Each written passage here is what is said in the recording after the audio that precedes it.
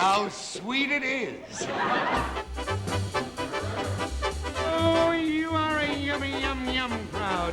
Jackie had an incredible energy, and he was the sun around which other planets revolved.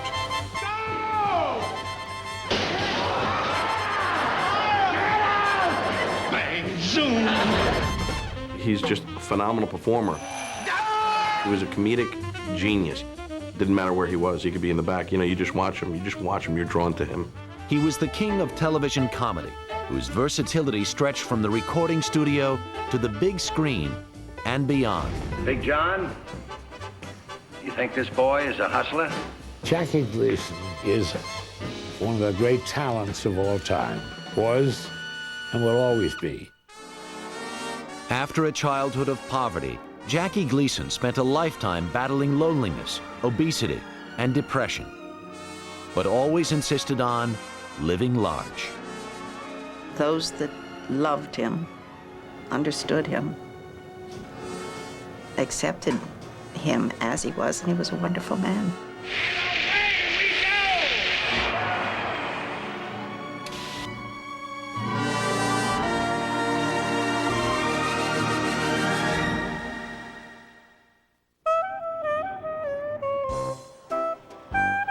In 1916, the streets of Brooklyn, New York were teeming with Irish and Italian immigrants. Neighbors exchanged gossip in the streets while laundry hung from the windows above.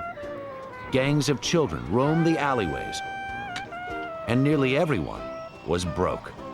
It was here on February 26th that Herbert John Gleason was born and nicknamed Jackie. His father, Herb, had grown up in Brooklyn with lofty dreams of a prosperous future. But at the age of 34, Herb was an embittered office clerk in Manhattan, earning a meager $25 a week.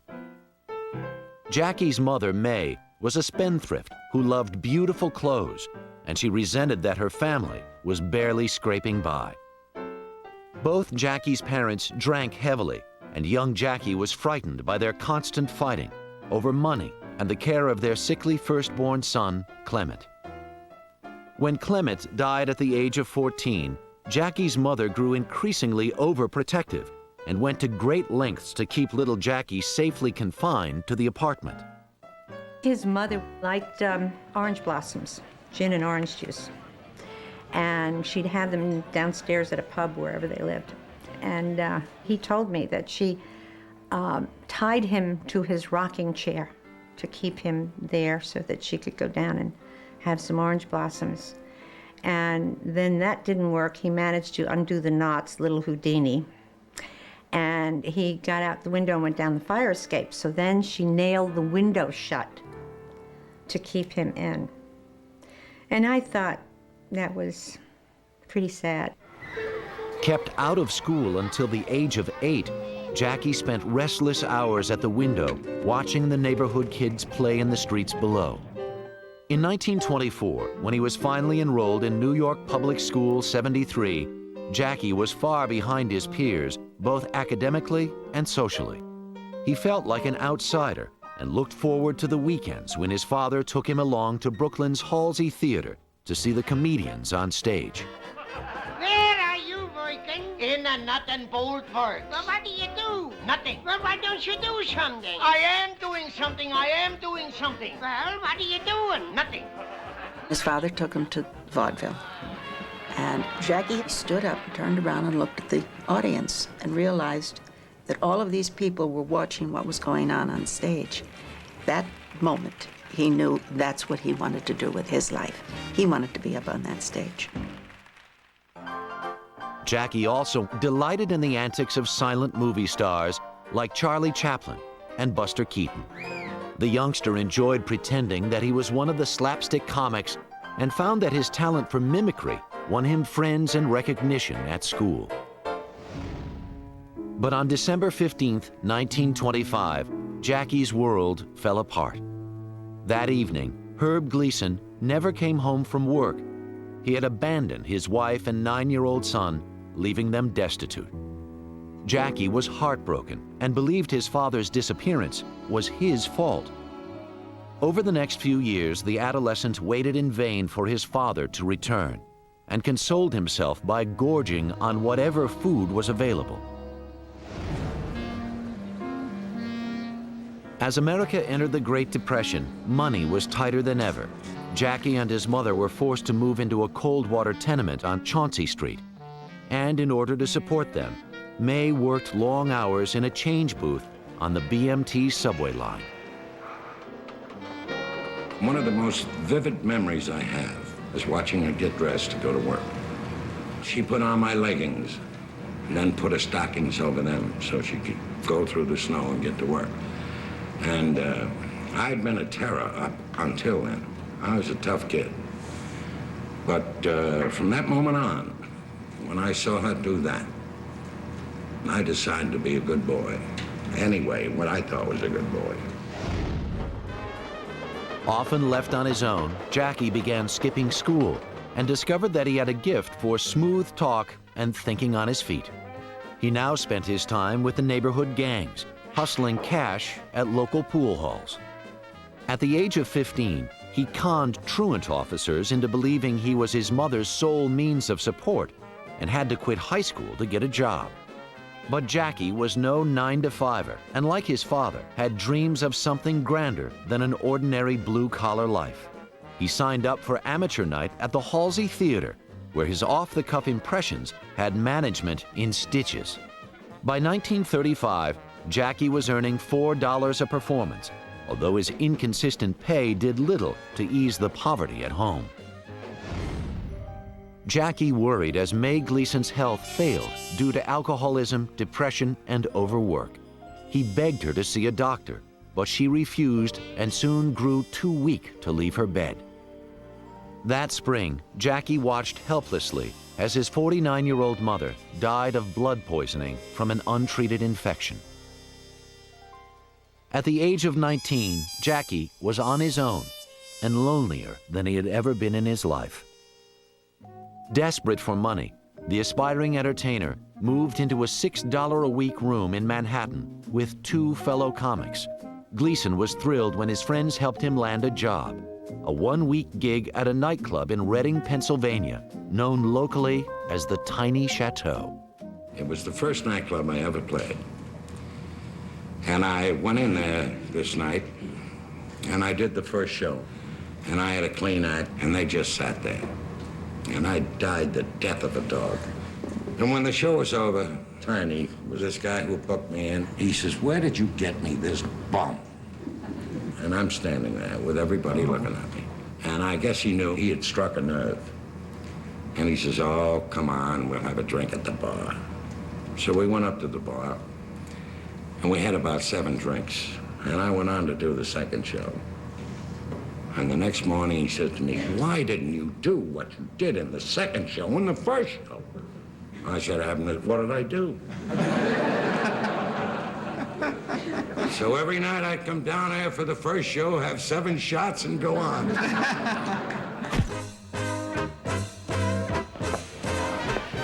With each night's resounding applause, Gleason's confidence grew, and so did his number of bookings. He returned to New York and began working in a string of second-rate clubs. Jackie traded insults with the customers and did an occasional soft shoe in exchange for $35 a week and all he could eat. Jaunty, dashing, and eager to impress, Jackie never let cash burn a hole in his pocket. He spent lavishly on clothes, on drink, and on showgirls. Soon, 20-year-old Jackie fell in love with a beautiful blonde dancer named Genevieve Halford, whom he had met at the Halsey. On September 20th, 1936, after a whirlwind courtship, the couple married in St. Columbia Church in New York. Gleason insisted his bride give up her stage job, while Genevieve expected her husband to settle down into a happy family life. My wife Genevieve was a very God-fearing Christian woman, very moral, straight-laced, which is sort of strange when you look at the type of flamboyant personality that Jackie was, even in those days, you know, buying rounds of drinks for everybody. But I think maybe he felt he needed that sort of stabilizing influence in his life. On July 31st, 1939, Genevieve gave birth to their first child, a daughter christened Geraldine. But Jackie proved no more attentive a father than a husband. He ignored his wife's pleas to spend more time at home, preferring instead to show off for strangers by buying them rounds of drinks at the corner bar. By now, Jackie's career was picking up momentum. He had found both a manager and a group of new friends, including a comic whose material he'd been stealing for months, Milton Berle. I come off the stage one night, and the stage manager came over to me. He said to me, I saw your act last night. I said, what'd you say? He said, I saw your act last night. My act? Yeah. There's a switch. Somebody's stealing from me. Oh.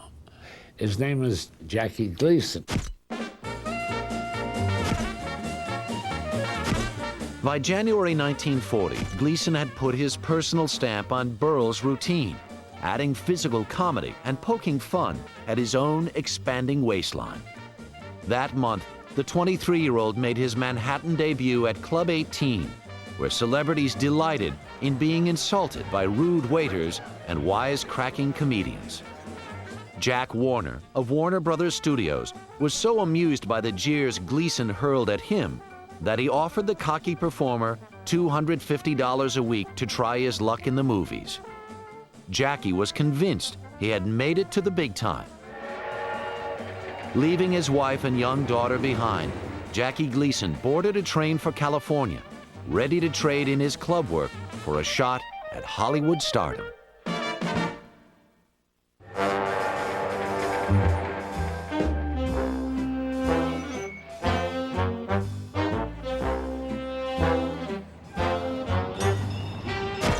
In 1941, Jackie Gleason, the inveterate New Yorker, arrived in Los Angeles, where palm trees swayed under sunny skies and celebrities sipped champagne poolside. He went right to work on his first Warner Brothers film, Navy Blues, a screwball comedy starring Martha Raye and the three Jacks, Okie, Carson, and Haley. But Gleason's appearance was so brief that his screen debut went virtually unnoticed. In his next two films, he was little more than an extra. Did that give you a feeling about Hollywood? Did you have a particular attitude on it? Oh, it certainly did give me a feeling about Hollywood. I kept saying to myself, here's this tremendous talent, and they're not using it. But I understand how it happens. They just sign people and pay no attention to them. Gleason knew that Warner's had no idea how to cast him and had high hopes when the studio loaned him out to 20th Century Fox for their Technicolor film, Springtime in the Rockies. The extravagant production featured musical stars Betty Grable and Cesar Romero, John Payne and Carmen Miranda. But Gleason's character was neither funny nor acerbic, and once again his gift for comedy was wasted. There's the tickets, reservations already made. And what makes you think she'd leave Victor Prince for Bickle and Brown? She's not to know anything about Bickle and Brown. You've got to make her come back for you. She hates me. She adores you. Now, here's what you do. You go up there, you turn on the old charm, fan the old flame. Make her see what a romantical guy she walked out on. Don't mention Bickle and Brown at all. Why should I go to all that trouble? I don't want her back. I don't need her back. Without Vicky, you're a dead turkey. Bickle and Brown said it, and now I say it. What do you say? I say go away from me. I am beginning to loathe, detest, and despise you. Blow. Worried that his first opportunity at stardom was slipping through his fingers, Jackie decided to go on a diet and become a leading man. But after losing more than 50 pounds, executives told him that he was funnier, fat. They didn't quite know what to do with him, and so this led to his frustration, and his frustration led to his eating. Within weeks, Jackie's weight ballooned to over 200 pounds. In 1942, Warner Brothers again loaned Jackie to Fox, where he was cast as a bass player with Glenn Miller's band in Orchestra Wives. Now, wait a minute, fellas, wait a minute. Don't start that again. That's how we got in the jam in Cincinnati. Why, my dear Chancellor, this agitation is needless. We couldn't possibly get in that big a jam again. Much smaller town. I beg your pardon, Professor, but if you recall, I saw the specimen first. What? My dear doctor, you forget I'm the greatest living authority on the cinch. There he goes again. Out of the frying pan, into the frying pan. Orchestra Wives met with only modest success, and it did little to advance Gleason's career. He remained frustrated by the studio's lack of vision. On the set, Jackie was still just a face in the crowd, but after hours, he enjoyed the spotlight, performing at Slapsy Maxie's Club. He also spent nights drinking till dawn with pals Jack Haley, Martha Ray, and a group of local jazzmen from whom he developed a love of music. By the end of that year, Jackie's contract with Warner Brothers was running out. When his next film, Tramp, Tramp, Tramp, failed at the box office, Gleason was dropped from the studio roster. He was a dependable best friend type, and that's about the best they could do with him. He just didn't have that spark that caught anybody's attention. The 26-year-old comic bought a ticket back to New York, humiliated that he was going home a failure. Jackie's family had now grown to include a second daughter, Linda, and his wife and 2 girls were looking forward to his return. But Gleason took up residence in a string of hotels. He spent borrowed money on room service, hired a Dixieland band for his all-night parties, and bummed around with his new pal, Toots Shor. Toots Shor's nightclub on West 51st Street became Jackie's second home.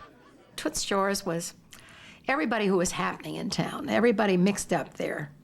Sardi's was lovely, but it was all actors, but Toots Shor's, any night you'd go in there, you would find the regulars. Jackie was one of the regulars. Gleason was determined to play the part of the local boy done good. He dressed like a dandy, ate and drank to excess, had a 5-pack-a-day cigarette habit, and indulged in his passion for chorus girls. He and Genevieve quarreled constantly over money and over his inattention to the children. Jackie called himself a bon vivant. Genevieve called him an irresponsible husband and father. Genevieve was a nice person, and she was, she was a mother and she was a good wife, for a guy. But Jackie was not that kind of guy. He wasn't going to show up, and that's all there was to it. For Jackie, nothing would stand in the way of his work. He returned to the clubs where he was at his best, improvising material and creating his own characters in front of live audiences. In 1943, impresario Lou Walters caught Gleason's act and was convinced that the comic could transfer his talent to the stage. Over the next year, Jackie appeared in Walters' Broadway revue Artist and Models, and the national tour of the musical Hell's a Poppin'. In the spring of 1944, Jackie's career took a leap forward when he won a role opposite torch singer Gertrude Nielsen in the World War II comedy Follow the Girls. His hilarious slapstick portrayal of serviceman Goofy Gale stole the show.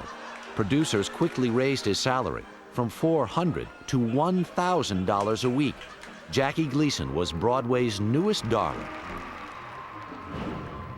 In 1946, the exclusive Carnival nightclub asked Jackie if he could fill in for their ailing headliner, Milton Berle. There's a word called chutzpah. Those that don't know what chutzpah means, nerve. But that was Gleason. He said, sure, pal, I'll be glad to jump in for him. But I want to get paid what Berle gets paid for a week there, $25,000.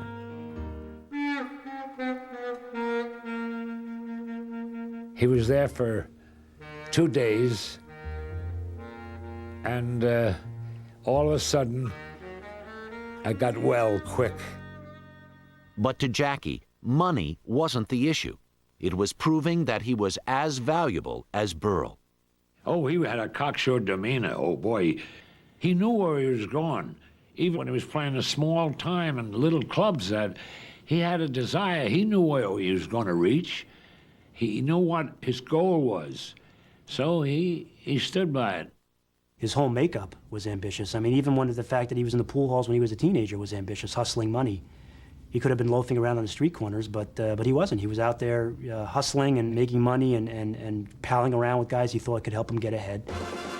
By 1949, the 33-year-old performer had worked in nightclubs, in films, and on stage.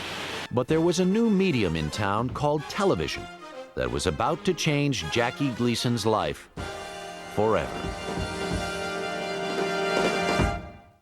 This is such a bore. Can't we have something else? Okay. 242 to Largo, el factor of delicita largo. With your fragrance divine.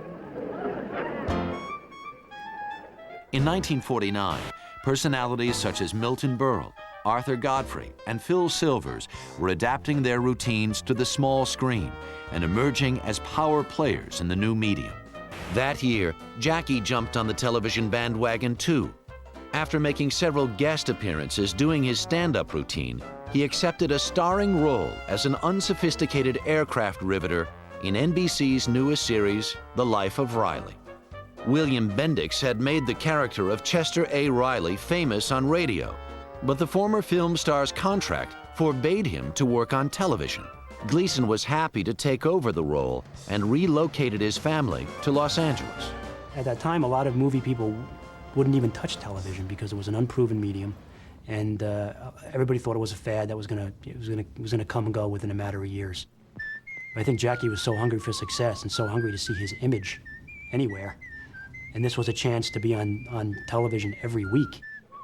Appearing opposite Rosemary DeCamp as his devoted wife, Gleason's Riley tried to survive the hardships of ordinary blue-collar life.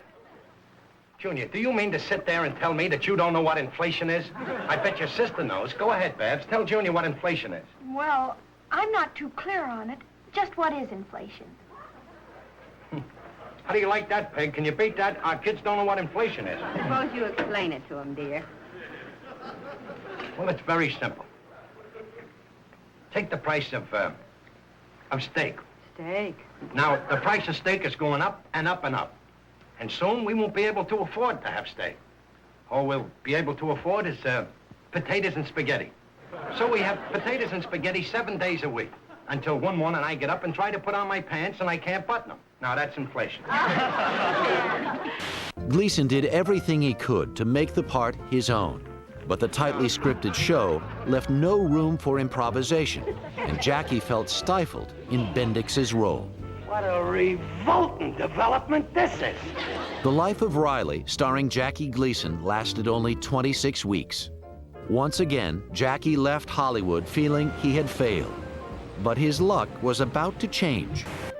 Since 1948, CBS, ABC, NBC, and the Dumont Network had been fighting for control of the airwaves. By now, Dumont had fallen far behind its rivals. None of their shows made the top 30, and there was no money to bring in established talent. Network executives offered Jackie only $750 a week to MC their Saturday night variety show. Gleason took the job. Jackie was cheap, and he could do a lot of things. And he was very extemporaneous in what he did. He wanted to work. He would have worked any place. And now here he is, the star of our show, Jackie Gleason. On July 8, 1950, 34-year-old Gleason debuted as the host of Dumont's Cavalcade of Stars.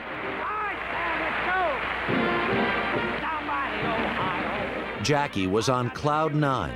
The unpredictability of live television and the response from the studio audience brought out the best in him.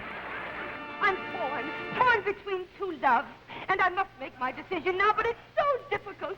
Each one of them has so much. You shish kebab, you have, well, let's face it, you have money. Oh, but you, Alphonse, you have youth. You have youth. What's the matter? Is it slipping?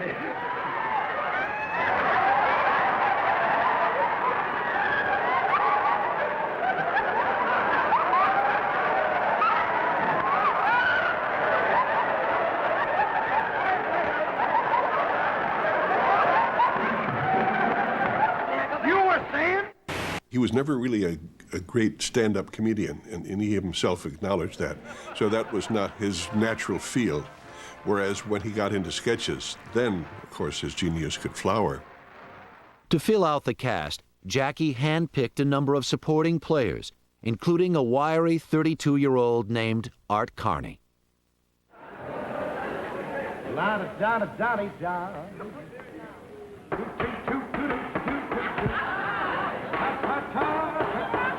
Carney was never thrown off balance by Gleason's frequent improvisations. And his impeccable sense of timing made him a perfect foil for Jackie's on-stage antics. Gleason insisted Carney become a regular on the show. Very good, sir. Cavalcade of Stars broke into TV's top 10, and by the end of Gleason's first season, Dumont was anxious to sign their host to an exclusive contract. Forever in debt, Jackie settled for a cash loan of $5,000 and a salary of $1,500 a week. Gleason now took control of every aspect of the show. He oversaw scripts, cast guests, and brought in choreographer June Taylor and her dancers.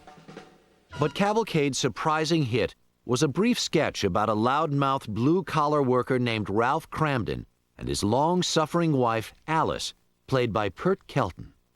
Jackie named it The Honeymooners. Now, don't start up with me, Ralph. I'm not in the mood for it. Just don't start up with me, Ralph. I'm not in the mood for it. It's fine. That's fine. It's okay with me. I won't start up with you. Don't you ask me to go down to Krause's for any bread.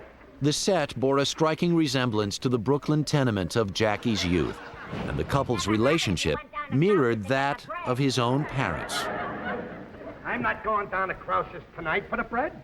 I'm not going down to Krause's last night for the bread. And I'm not going down to Krause's the night before for the bread. Who do you think you're hating? Me? I don't eat bread.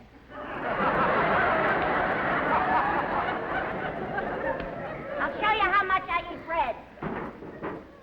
Here's the heel, and there they go. Are you frightened? Are you frightened? You threw the heels at the bread? Watch this. Bread. Is this the box that holds the bread? There! Out the way. Comedy comes from just everyday little situations, and that's what we enjoy, and when people can relate to them. Jackie was funny. He made everyday life funny. Alice, where are my black socks? You got a nerve asking me where your black socks? What, is it a crime for a man to ask his wife where his black socks are? Where would your socks be? In the drawer. That's where they are. And that's what I asked her.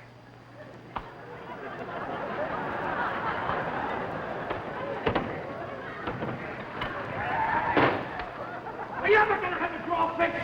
Yes, The Honeymooners was an immediate success. Art Carney was brought in to play Ralph Cramden's upstairs neighbor, Ed Norton, and Joyce Randolph was cast as Norton's wife, Trixie. After only a year and a half, the Honeymooners sketches had helped Jackie Gleason become one of television's most sought-after talents. Network executives referred to him as a genius, or sometimes even the Great One. Well, his talent was the greatest. A lot of people thought he was a show-off by doing, I'm the Great One. No, he knew it. But Jackie's wife thought he was anything but the Great One. He drank too much, smoked too much, and alternately binged and crash-dieted. Gleason's health suffered as his weight bounced between 200 and 300 pounds. Being fat doesn't bother me because I have suits that fit me at any weight. Like I have 170-pound suits, 180-pound suits, 190-pound suits. This is a 190-pound suit. The suit weighs 190 pounds. I'm 280. His weight would fluctuate so much. He had 3 sets of wardrobe, skinny, medium, and fat. By 1951, Jackie and Genevieve had been married 15 years, most of which had been spent living apart. Gleason wanted out, but both he and Genevieve were devout Catholics and reluctant to divorce. Jackie was further upset by mounting money troubles. Gleason's spending sprees left him virtually broke, and he told Dumont he would require a second personal loan for $15,000. The network flat out refused. 35-year-old Jackie was indignant.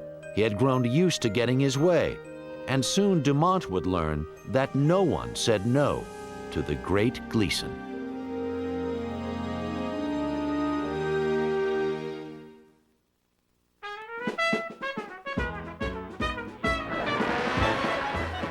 By the summer of 1952, 36-year-old Jackie Gleason was heading Dumont's only hit show and almost single-handedly keeping the network afloat. But the performer's contract with Dumont was almost up. Sammy, a little traveling music, please. Both NBC and CBS were anxious to get Jackie Gleason. There was a bidding war going on. Dumont could not compete with that. Gleason was confident of his worth and held out until CBS offered him a $2 million contract and sole control over production. And the first big meeting we had with Jackie and all of the director and the director's assistant and so on down the line, and we were discussing what the show was going to be about, and Jackie looked up at me and he said, "We've got to go out big. It's got to be 16 girls." I said, 16? What are we going to do with 16 girls at that little camera? And he looked back at me and he said, "I'll tell you what. We'll put a camera in the balcony."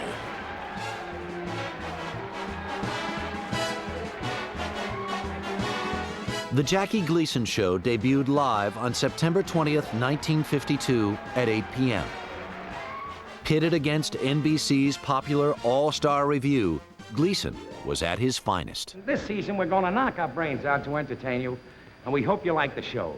Could we start killing ourselves now? A little soft shoe music, please. Nice style. Oh,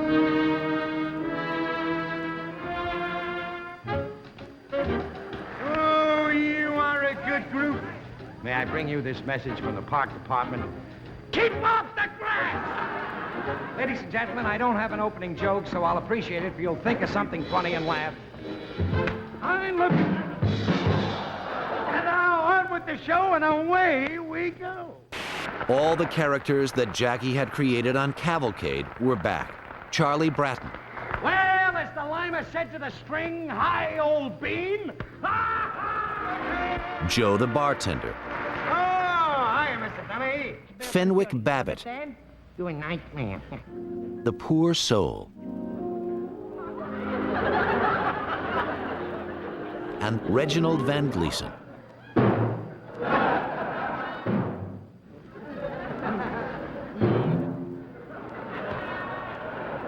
But while the honeymooners went with him to CBS, Jackie was dismayed that one cast member couldn't make the move, Pert Kelton. On tour in Chicago, Kelton had suffered a severe heart attack, and doctors advised her to put her career on hold. Gleason began searching for a replacement, concerned that audiences might not accept anyone else in the part of Alice. Although 30-year-old actress Audrey Meadows eagerly wanted the role, Jackie rejected her as being too glamorous. Audrey said, "How about me?"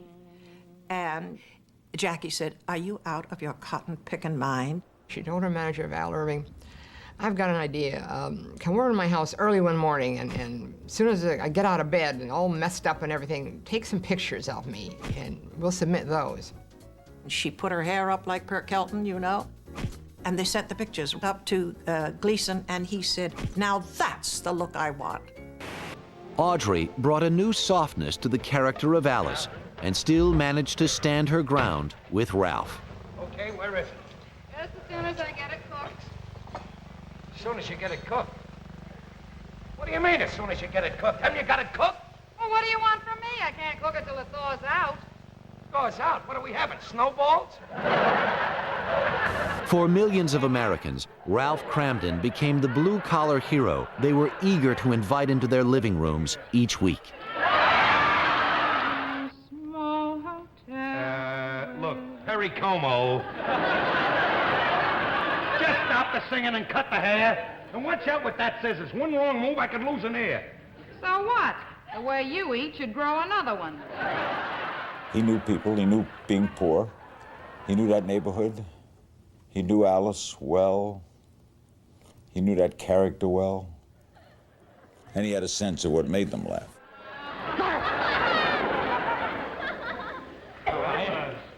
You mind giving me an explanation? You don't mind, Ralph, I'd just like to take my time. I mean, 99 years is a pretty big chunk out of a man's life. Now, just let me sign it. Take all the time you want. Boy, But it was the match between Carney's bungling Norton and Gleason's hot-headed Cramden that brought down the house.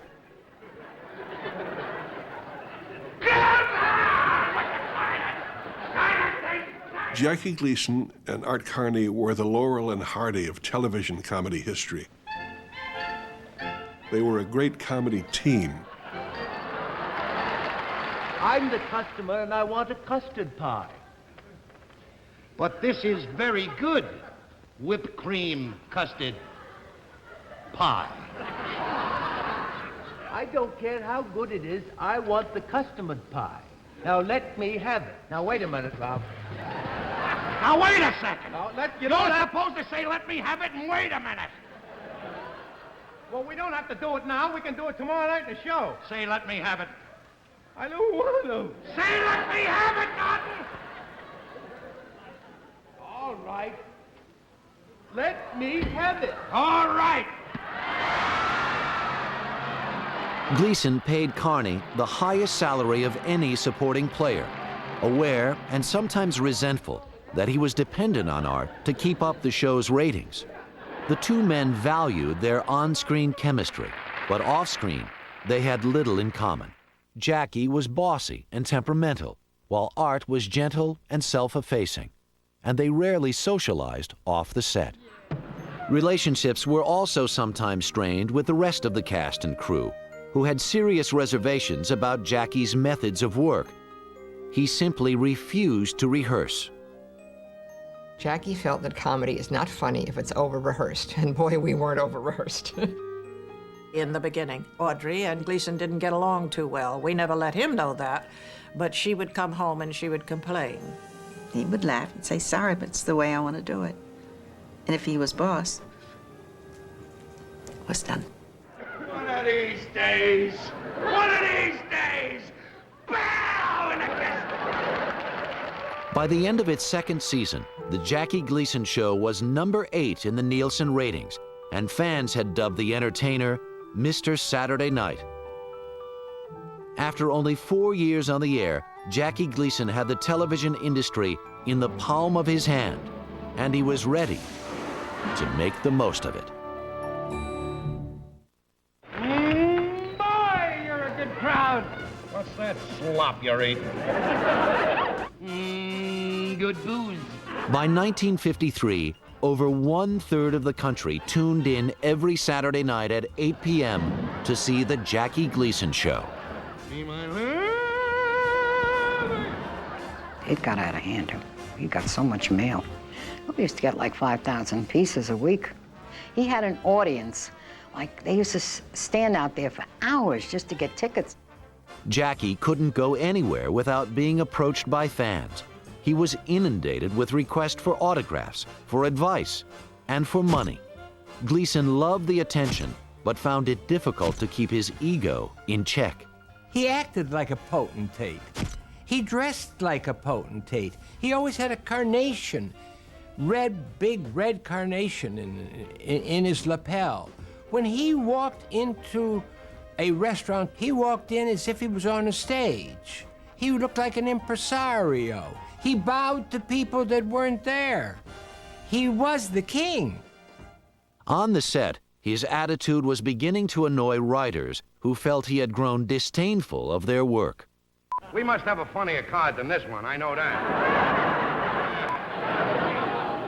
I'm glad you're going ooh. I told those writers. They wouldn't listen to me. They said, go out there, be brave. I was not a big fan of Jackie Gleason. I didn't like him. I worked on his show for 2 weeks, and I was so glad to get off that show. Jackie Gleason was up in his tower, and when we were through with what we had written for him, we would send it up to him, and then the material would come back slid under the door with notes on it, but there was no contact, so we never knew what he wanted. He was at war with writers because of his dependency upon them. And so that made the relationship a love-hate one.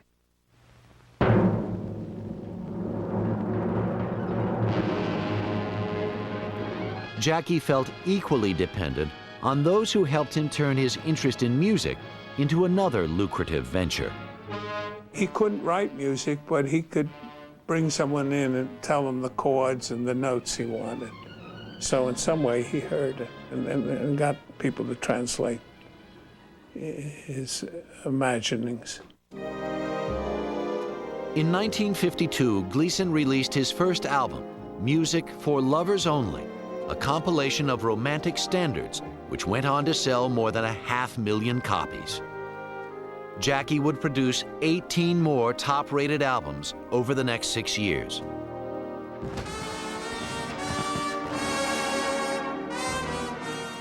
Working with arranger Pete King, Gleason also wrote the love song Melancholy Serenade, which he used as the theme to his weekly show. Jackie was at a high point in his career. His personal life, however, was at a dismal low. His daughters had grown up without him. He remained legally married to a woman he rarely saw. And despite his penchant for love songs, he had soured on romance. Jackie was willing to give things another try, though, when he set his eyes on Marilyn Taylor, his choreographer's attractive younger sister. The first show that she came on, Jackie walked in and he was watching the girls. And he stood alongside me, he said, "Who's that new girl?" He said, "Wow, she is something." And I looked at him because I could tell just by the way he looked at her, it was like, where did she come from, heaven? There was a glow about him and an excitement, I guess, because he was always so anxious and eager and interested in things. Jackie was now more anxious than ever to divorce Genevieve. The Gleasons began proceedings to obtain a legal separation. He had asked me out, but he was married, and so we did not date, nothing, a year and a half. But at one point, he was separated, and I did have dinner with him, and it started a friendship that grew into a romance. Jackie couldn't do enough to show off his love for his new girl, and in 1953, he created and conducted his own ballet, Tawny, starring Marilyn Taylor in the principal role.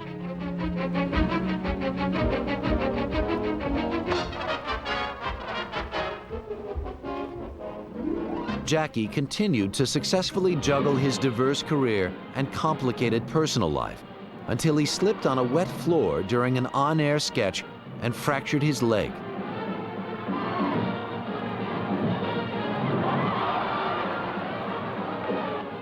Although Art Carney did his best to cover up the accident, Thank you very much for all of us. Thank you and good night. nothing could cover up the scandal that ensued when Gleason's concerned wife and his concerned girlfriend showed up at his bedside. The newspapers had a field day. Genevieve was livid, Maryland was mortified, and Gleason was spitting mad. Jackie told the press that he was still a Catholic, and even if divorced, he would never remarry. Marilyn refused to comment. For the first time, Gleason's private life was getting as much attention as his professional one. But the following year, all that would be forgotten. Gleason was about to sign the biggest deal of his life and produce 39 episodes of The Honeymooners that would turn the star into a legend. In 1953, Jackie Gleason co-starred with Art Carney in one of the most riveting biographical performances yet shown on television. The Laugh Maker, a drama about a compulsive comedian who hides his insecurities behind a mask of bravado, revealed more about the real Gleason than his public had ever seen. You know, I was a nice average kid when I was young. Then I found out I could make people laugh. And I liked it. So I made them laugh some more. I got to feel real important. And if ever they didn't laugh, well, I felt a little hurt. Before I knew it, the nice average kid was buried. He died laughing. Reviewers praised Gleason's honest portrayal of the tortured comedian, but Jackie shrugged off any comparison to his own life. Do you love him? Go on, tell her. Wait a minute, wait a minute. Who said anything about anybody loving anybody? Sorry, Jerry. What a routine this is. With a couple of good laughs, I could fracture an audience with it. Maybe I ought to call my writers up. Boy, I can hear the dialogue now. I say to her, what do you want with a slob like me when you can have a handsome guy like him? Maybe I could do a baggy pants bit and a couple of pratfalls. Jerry, please. Go on, get out, get out.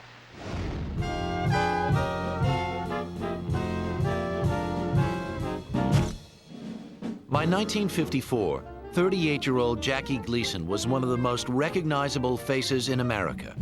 That year, he wrangled the biggest contract of any performer in the history of television. In addition to his salary, CBS paid him $100,000 a year for the next 15 years to appear exclusively on their network. See, you thought it was easy. And your salary it is. Jackie relished the power he held over CBS and announced to surprised executives that he was bored and was pulling the plug on his #2 rated variety show and replacing it with 2 back-to-back half-hour programs. Stage Show! The first was Stage Show, which featured performances by everyone from Duke Ellington to a young Elvis Presley, making his first appearance on network television. But Jackie's second program for the network was an inspiration.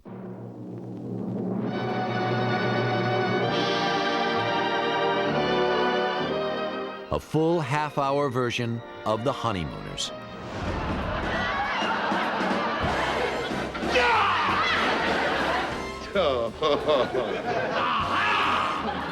The reason these shows look so good is Gleason insisted they be shot on film, vastly superior to the standard kinescopes of the day. But while other filmed programs were shot on a closed set, Gleason refused to give up the exhilaration of working in front of a live audience. Hi, Alice. Hi, Trix. Live television is always stressful. You didn't have the luxury of going to a dressing room in the middle of the show to change costumes. You did it behind the flat with people looking at you, you know? Who was that?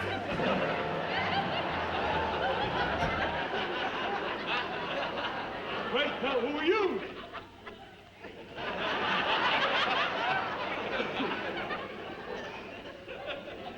Chef of the future. Oh, hello! I'm glad to have you aboard, Chef of the Future. I'm the chef of the future. The old magic chef of the future. Humma, humma, humma, humma. He invented humma, humma, humma, humma. Humma, humma, humma. Humma, humma, humma, humma. I can't understand a word you're saying, Rob. What are you getting excited for? You open up The Honeymooners was probably the best successful situation comedy form in TV history. It was very much like a beloved comic strip. Those characters were, on one level, realistic, but in another, not realistic. I won't be gone long, killer. I call you killer, 'cause you slay me. And I'm calling Bellevue 'cause you're nuts. He created the characters. Bang, zoom. And there was a lot of Ralph Cramden in Jackie. You think I won't tell you? You think I won't tell you? Is that what you think, that I won't tell you? That's right, oh Richard the chicken-hearted. Just for that, I won't tell you. He could go off the handle, scream and yell, not mean any of it. Get out! Get out! Get out! Get out! Get out! Get out! If I go like that goes with me. That set goes over my dead body. I couldn't get it out over your dead body. What do you think I am, time to climb up? All right. Gleason's physical comedy could always get a laugh, but it was the humanity of Ralph Cramden that showed off Jackie's true genius. You have to be so likable to be able to get away with bang, zoom, and all this stuff, to be getting angry and yelling at the top of his lungs. You can't do it unless you have the compassion, unless they feel for this guy. You feel, the struggle he goes through every day. I'm a mope. But I love you, sweetheart. Honest, I do. You're the greatest. Oh, Ralph. In 1956, after 39 episodes of The Honeymooners, Jackie earned his 4th Emmy nomination and had high hopes that this time he would finally win. But it wouldn't be Gleason who took home an award. Instead, it was Audrey Meadows who won her first Emmy, and Art Carney his second as Gleason's sidekick. Jackie felt snubbed. Good night, everybody. For some reason or other, he wasn't liked by everyone in the industry. And he didn't get awards, which is sad because he certainly deserved awards. To add insult to injury, The Honeymooners placed a disappointing 19th in the ratings. Jackie was impatient for fresher challenges, and he abandoned his plans for a second season. But to Jackie, his professional problems seemed small in comparison to the heartache he felt when Marilyn Taylor, his girlfriend of 3 years, ended their relationship. He and his first wife were Catholic, and she would not consent to a divorce. And I said, there's no future in this, and we broke up.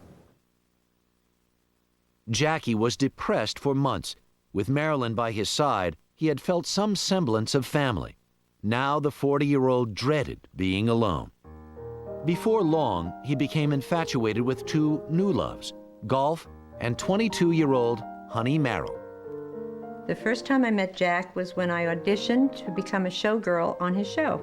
And they were saying, okay, thank you very much. We'll call you next time for this one, that one, the other one. And you stay. And so I'm the last one sitting there, and nobody has said anything to me. And I said, how about me? And Jack said, oh, he said, you're hired, and we're having lunch. And that was the beginning.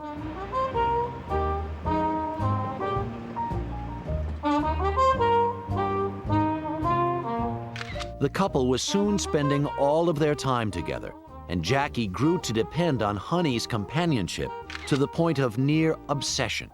I'd be going on an errand for him, and I would leave the house, and I'd be in the limousine, and I would be 15 minutes away from the house, and the phone would ring. Hello, Jack. What is it? I'm lonesome. I said, Jack, I just left the house 15 minutes ago. Well, when are you coming back? Well, I haven't even gotten there yet. Then when I got home, to punish me for having left, even though I was on his errand, he would be drunk. The negative about Jackie was his drinking. He was not a pleasant drinker. When he had too much, you didn't want to be around. Although he claimed he was happier than he had been in years, Jackie's excessive lifestyle was beginning to catch up with him. He was plagued by stomach problems and insomnia. Gleason passed entire nights reading everything from the classics to studies of the supernatural, trying to conquer his growing fear of death and come to terms with his painful childhood. I think Jack's spiritual side was very, very strong. He saw what happened with his mother and father and his brother, and and that he wondered if prayers were ever answered. I really do believe that that's why he had an interest in religion, mysticism, paranormal psychology. By 1959, Jackie was restless and anxious to get back into the spotlight. That year, he was wooed by Broadway producer David Merrick to star in his musical comedy, Take Me Along. Gleason knew that his name on the marquee could fill the house and asked to be paid a salary higher than any actor was receiving on stage, a whopping $5,050 a week. We've agreed on the superiority of his talent, that's not in question, but apparently he needed some little extra proof that he was the greatest, and what greater proof is there in the American culture than being paid more money? The winner, Jackie Gleason, Take Me Along. Take Me Along ran for over 448 performances, and on April 24, 1960, Jackie took home the Tony Award for Best Actor in a Musical. For the television star who had never won an Emmy, it was the validation he had long hoped for. I have always wanted to meet Helen Hayes. And it couldn't have been on a better occasion. I want to say I'm delighted. And also that in order to receive this award properly, I would have to break it into little pieces and give a bit to everyone connected with the show. And I must say that this is a sneaky way to get back on television. By now, CBS was getting anxious for the Tony Award-winning actor to get back in front of the lens. Gleason knew that without him, CBS was losing valuable ratings points, as well as millions of dollars in sponsorship revenue. But the comic wasn't interested in returning to the exhausting demands of a weekly variety show. Jackie Gleason was sure that he could find an easier way to remain king of Saturday night television. 1961. It was the era of the game show. Programs such as To Tell the Truth and I've Got a Secret were reaping high ratings for the networks and big paychecks for their hosts. Jackie believed that by getting in on the trend, he too could earn a fast and easy buck. On January 20th of that year, Gleason unveiled his own game show, You're in the Picture, where celebrity guests stuck their heads through cardboard backdrops and had to guess their own identity. Am I a female statue? No, what you said was right. Yes, You're the yes, discus thrower. Oh, I forgot. Now, just try to think what the rest are. She's the discus thrower. Yeah. Who's the female? Is he David? Is Arthur David? There's no female. Is such kind associated with this? How did I get mixed up with this? Jackie's idea was a complete and utter flop. By morning, You're in the Picture was the joke of the industry. But the following week, Jackie Gleason had the last laugh. Last week, we did a show called You're in the Picture. That laid, without a doubt, the biggest bomb. Audiences were charmed by the comedian's clever apology, and the network was temporarily appeased. I'd like to tell you another thing an actor does. He tries to find out who's to blame for this. He's not. That's a cinch. So I'm sitting there grumbling to myself after the thing. Who's to blame for this? I tried to find out whether it was the guy that came up with the idea. It wasn't him, because I went along with him, calling in the girls and everything. Look at this. And it wasn't the producer, because I had a little hand in that, you know. I'm very sneaky. I get in everything. The director put the show on pretty good. The writers, I wrote some of the stuff, so I have nothing to complain there. I finally found out the guy to blame for this whole thing. Just before the show goes on, there's a guy that says, "You're on the air." That is the dirty bug. Jackie had salvaged his time slot, but he had no idea what he was going to do next. I'm coming back next week. I don't know what we're gonna do. He tried everything from a revamped variety show to talk shows. Hi. Nothing worked. That spring, the 45-year-old was tempted by director Robert Rosson's offer to return to the big screen. But Jackie had not forgotten his Hollywood failure of the 1940s, and now, at the peak of his career, he was afraid of what might become a very public humiliation. Rosson overcame Gleason's hesitation with a role that promised to be nothing like his television persona, that of pool legend Minnesota Fats. Do you like to gamble, Eddie? Gamble money on pool games? Fats, let you and I shoot a game of straight pool. $100? Well, you shoot big-time pool, Fats. I mean, that's what everybody says, you shoot big-time pool. Let's make it $200 a game. Now I know why they call you Fast Eddie. Cast alongside Paul Newman, Piper Laurie, and George C. Scott in The Hustler, Jackie played the intimidating master pool shark, challenged by a desperate young con artist. Didn't leave you much. He only had 6 pages in that whole script. 3 sides, 6 pages. I guess there wasn't more than 100 words. You left enough. 6 in the corner.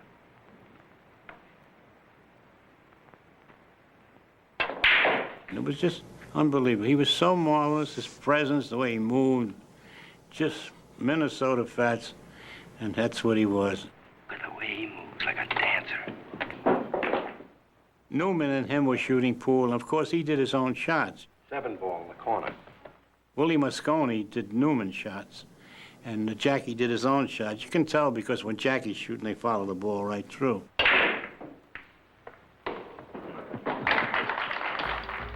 Gleason drew on the experiences of his misspent youth in the pool halls of Brooklyn.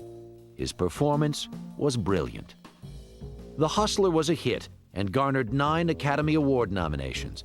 Jackie was stunned when his small part was considered so powerful that he received an Oscar nomination as Best Supporting Actor. Look, I got about $200 here. I mean, you can't run out on me. You watch me. I think it proved a lot to Hollywood, and I think it proved a lot to him that he really could do this. And maybe it was spitting in the face of the people who 20 years earlier, or 15 years earlier, told him, you're no good or you can't do it. Although Jackie was disappointed when the Best Supporting Actor award went to George Chakiris for West Side Story, Gleason knew that his performance had put him in the same league as Hollywood's finest dramatic actors. On the heels of his success, Jackie easily convinced 20th Century Fox to finance his own dream project. In April 1961, he met director Gene Kelly in Paris to begin work on Gigot. Gleason wrote the original story, oversaw the musical score, and cast himself in the title role, that of a mute simpleton who falls in love with a prostitute and her young daughter.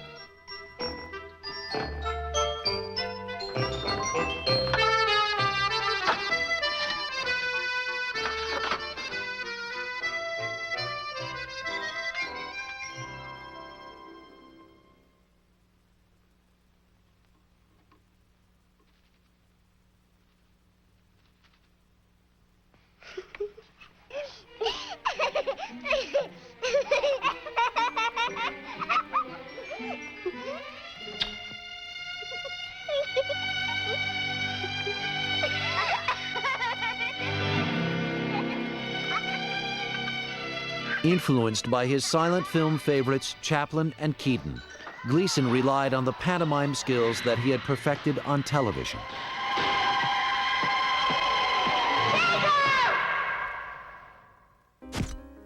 Gigot premiered in June 1962. Jackie was crushed when critics called the film maudlin and out of date, although he was proud of the glowing reviews he earned for his performance.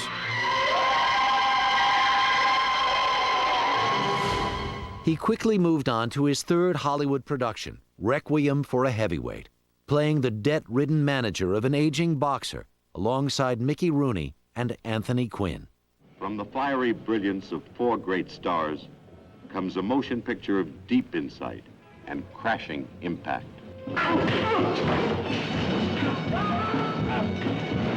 My life is on mine. You cross me now and I'm dead. Frank Sinatra never liked to rehearse, and he only did 1 take, and Jackie had adopted that method, and I think he was right. For himself, he was absolutely right.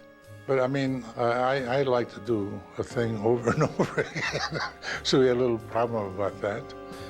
But oh my gosh, he was wonderful. He was wonderful in the picture. I love to work with him. I don't know whether he enjoyed working with me. You think. You dirty, stinking fink. Monsieur, darling, take a good look at yourself in the mirror, and then say goodbye to what you see. Although Requiem for a Heavyweight was a box office disappointment, Gleason's performance was lauded. Jackie felt that he was on a roll and managed to squeeze in 2 more films, bringing his total to 5 productions in only 3 years. Gleason had proved that he had what it took to make it in Hollywood.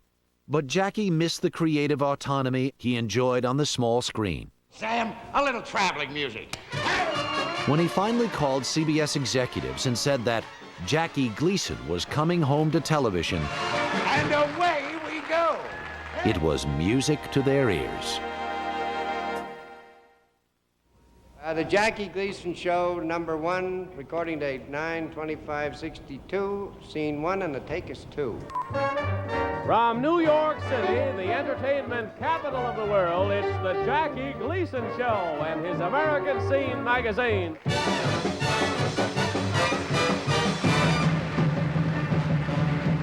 On September 29, 1962, the June Taylor Dancers once again took to the stage for the debut of Jackie Gleason and his American Scene magazine. It had been 6 years since Jackie had appeared in the variety format that suited him best, and it seemed everyone tuned in to watch. How sweet it is! Jackie Gleason was one of the major stars of the CBS stable. He gave us a large audience. He was always won his time period. It was pure television. Gleason returned with his cast of characters, although The Honeymooners was notably absent from the show's regular lineup. Art Carney had gone on to pursue a film career, and Audrey Meadows had left the show to get married. Still, American Scene magazine easily made TV's top 20 for its first 2 seasons. But in 1964, a restless Jackie thought it was time for a change and decided to move the entire production to Miami, where he could play golf year-round. I said, how can I rehearse in Florida? You're out playing golf, but I'll be out in the, you'll be out in the sun. I'll be in a studio. I'll have to pull the blinds down to keep the sun out so I can work and rehearse and think I'm back in New York. And he said, well, I'll tell you what, rehearse at night. The CBS brass really felt that Jackie was perhaps one of the several most difficult personalities we had ever dealt with. But you never ordered Jackie Gleason to do anything. He was irreplaceable. And he was worth all the difficulties we had with him. On August 1st, 1965, Jackie loaded up the cast and crew, as well as the press and a swinging Dixieland band, for a 24-hour shindig from New York to Miami, aboard a train called the Great Gleason Express. Instead of having the steam engine, you know, go whoo, whoo, whoo, when a train comes into a station, you would hear, away we go. And Jackie would get out at every stop and wave, and people stood there 3 in the morning, 4 in the morning, just to wave at the great one. Jackie emerges into the hot Miami sun, and the large crowd of photographers and fans press in. Thousands of tourists flocked to the southern city, and in return, Miami provided Gleason with a luxurious house on the fairway of the Miami Beach Country Club, a custom-made Rolls-Royce golf cart, and even named a street after him. Everything's been wonderful. The press has been sensational, except for one wise guy, you know. A columnist, he had a thing. He says, Jackie Gleason is bringing a new industry to Miami. TV in the round. After an impressive start, however, Jackie Gleason and his American Scene magazine had fallen out of the ratings top 20. Jackie was further dismayed that the 39 filmed episodes of The Honeymooners in syndication were now more popular than his current show. But if there was one thing that the 46-year-old comedian understood, it was how to give his fans what they wanted. In December of 1965, Gleason put out a call to 2 of his former castmates, Art Carney and Audrey Meadows, telling them he was ready to bring back The Honeymooners for an hour-long musical special called The Adoption. As soon as that woman arrives, you're to keep your mouth shut. You're to close your mouth like that. I'll do all the talking because you're too nervous. You're too upset. Don't Ralph me. Now, we don't want to blow this thing, so you keep your mouth shut. I'll do all the talking. You talk to her. I'm going in the bedroom. In this rare footage, unseen since its first broadcast, Alice, Ralph, and Ed were reunited, this time to sing. Little girl, what are you holding out your hands for?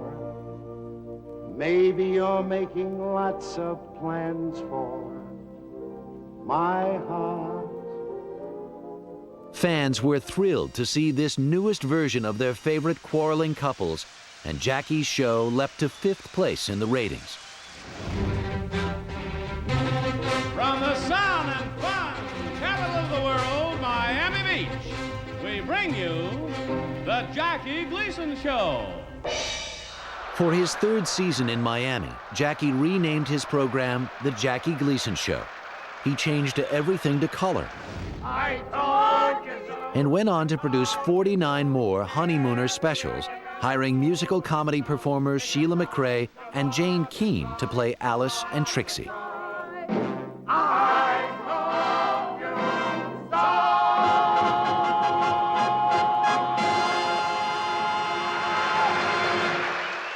He told me once, I don't want challenges. Challenges are hard. I want to do what I like. I want to do fun. So everything I do that I know I can do. Eager to remind the public that he was a movie star as well, Jackie kept busy in a string of feature films during his time off from television. By 1968, Jackie and Honey had been together for 12 years, and Gleason finally asked his wife for a divorce. When Genevieve refused, Jackie took the battle to court. But as the legal issues dragged on, Honey began having second thoughts. In April 1969, she left Jackie for good. He was very insecure, and he could be very kind, and he could sometimes be mean. But I cannot imagine, knowing his background, that you could hate him. I think it has to go back to the fact that his father had deserted him, so how much time do you invest in anybody without getting hurt? You don't want to be alone, yet you can't give of yourself to maintain any meaningful relationship. In July 1970, 54-year-old Jackie shocked friends when only 10 days after his divorce from Genevieve had become final, he married 37-year-old Beverly McKittrick, a secretary who he had recently met on the fairway. He might have been looking to fill some kind of void in his life. You know, he was sort of almost the type that needed a relationship, and he needed to have that bond for whatever reason.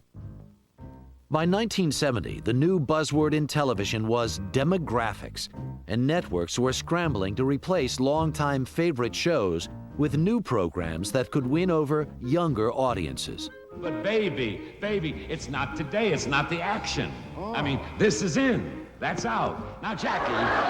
CBS had decided to totally revamp their primetime lineup, and that September, Gleason's weekly spot was canceled. Variety show was canceled because he appealed to an older audience. He was in the top 10, but Jackie was giving us enough trouble at that point, and the show had escalated to such a high price that we decided cancel Jackie. Jackie expected it, but I don't think he ever really recovered from that blow. For Jackie, the honeymoon was over. After 21 years on television, Jackie Gleason was off the air, and the 54-year-old entertainer feared that the best years of his life were behind him.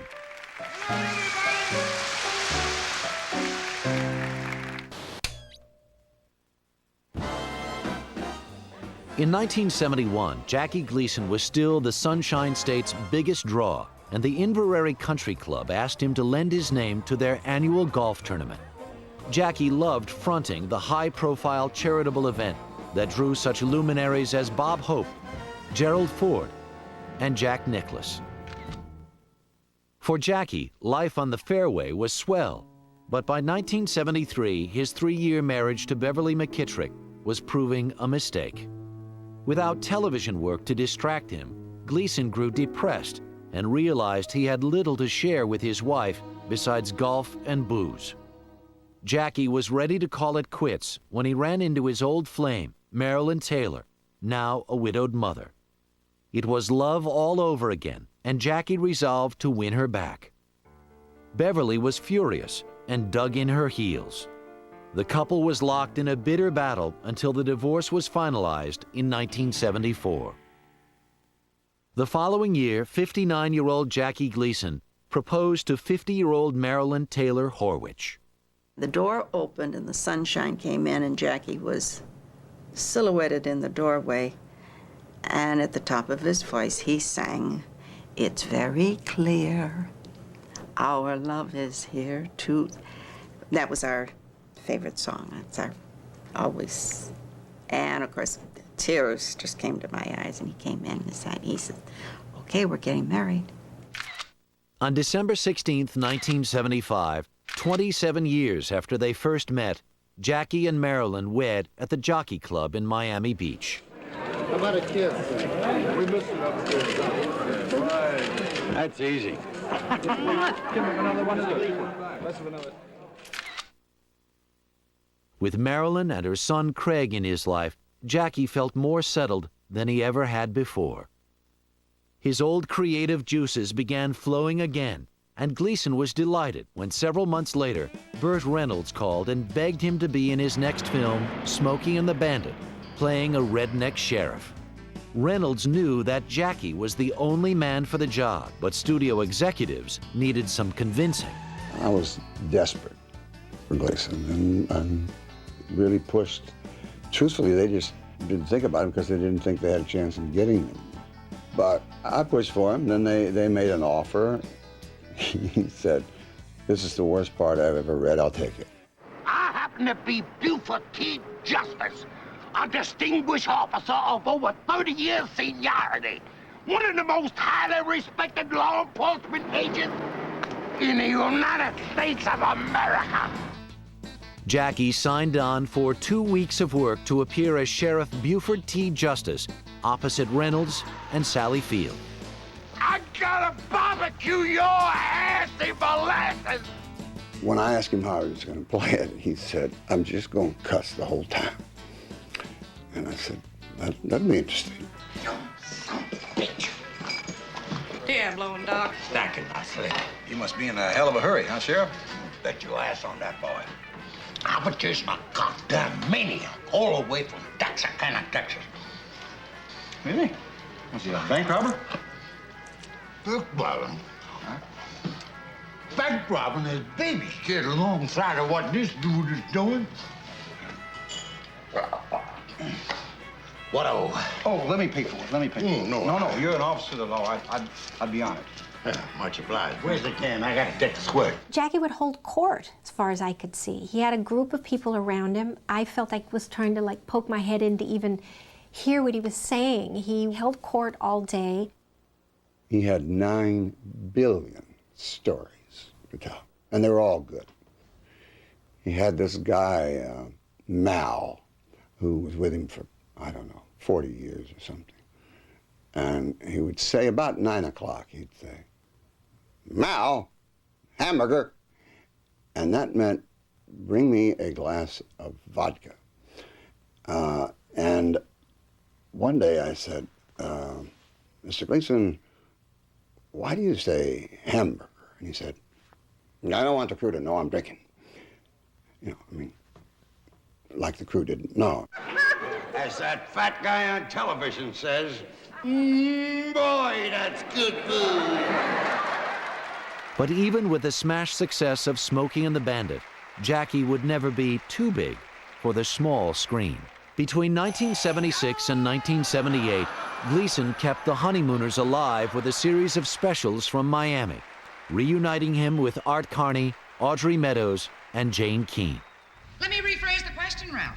Who is number one in your life? Your boss or your wife? At 3 o'clock in the morning, that's an unfair question. Would you like me to ask it again at 4 o'clock? Who is number one, Ralph? Answer me. But Alice... Answer me! Answer her, Brandon, so we can all get...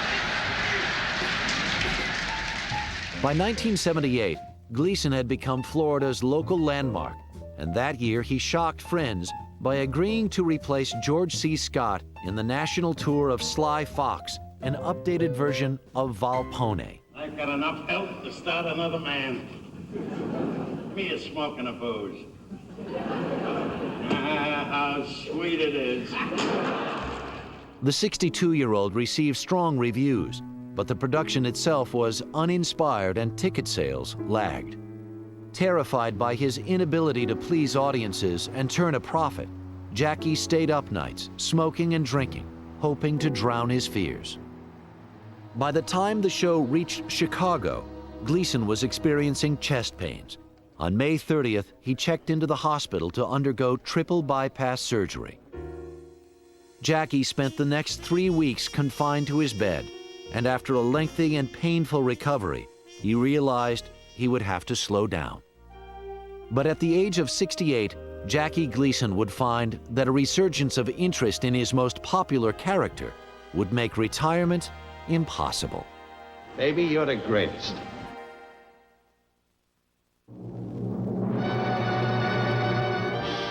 By 1984, the 39 episodes of The Honeymooners from 1956 were still running in syndication and remained as popular as ever. Jackie Gleason had become an American icon, and that year, Ralph was launched, an organization that grew to include 8,000 Honeymooners devotees. One of these days, Alice. One of these days. Bang, zoom. Bang, zoom. Audiences couldn't get enough of the filmed episodes, now termed the Classic 39. But on February 6, 1985, Gleason stunned everyone by announcing that he was in possession of over 70 kinescope segments that had been presumed lost forever. Shut up! Fans begged for a Gleason-Carney reunion, but when producer Robert Halmy approached the stars with an original TV movie screenplay, Gleason stalled and Carney balked. In the years since The Honeymooners had gone off the air, Carney had become an Academy Award-winning film star. For the first time in his 30-year collaboration with Gleason, Carney asked for equal billing and equal pay. That September, the duo appeared on screen together again in Izzy and Mo, the story of two ex-vaudevillians who go undercover as prohibition officers. Can't quit now? What do you mean I can't quit? Somebody just put a hole in me, didn't they? Worse than that, they put a hole in my suit. First time in my life I spent more than $29 on a suit. You spent $29 for that suit? Yes. Not only have you been shot, but you've been robbed.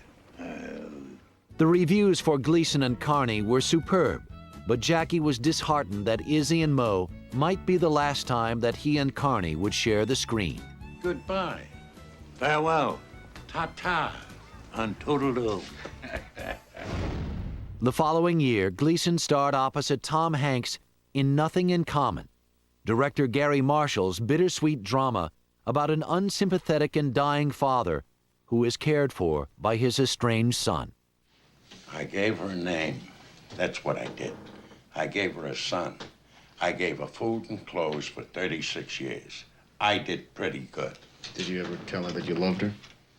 That's none of your goddamn business.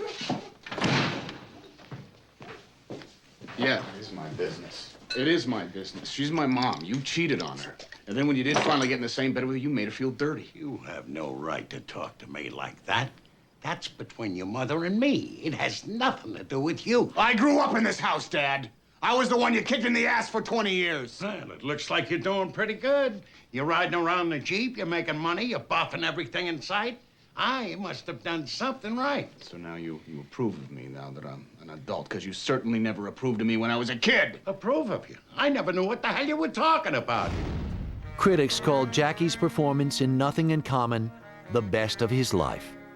But by 1987, Gleason's health was failing once again.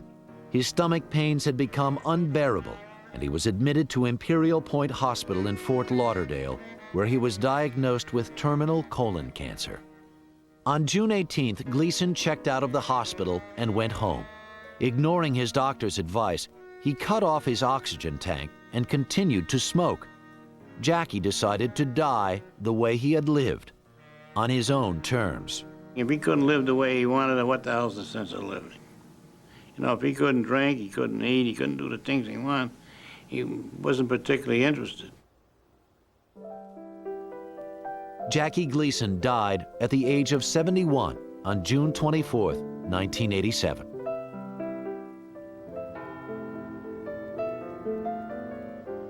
In his will, he asked only that his friends gather together to remember him. I took the news very hard when he died. This can't be, you know. You can't block out the sun. I mean, it's a hard light to put out in your life. He had fought his way out of the tenements of Brooklyn to become one of the most famous faces in television. In spite of his personal pain and private demons, he left a legacy of laughter that continues to entertain generation after generation. He was unique. He was the great one. He was Jackie Gleason. I gotta get more of these. He was always a powerhouse on the screen. It didn't matter almost what he was saying or what part he was playing. He was the greatest. He was immensely talented. He was the great one in my eyes. Oh, I love you, Ralph. Baby, you're the greatest. He was larger than life. You know, it's trite now when they say they won't see his legs again. You won't see his legs again. To me, Jackie Gleason is eternal. Jackie was his own man. He did what he wanted to do, when he wanted to do it. He had a lot of friends, and he also made a lot of enemies. We're not all perfect.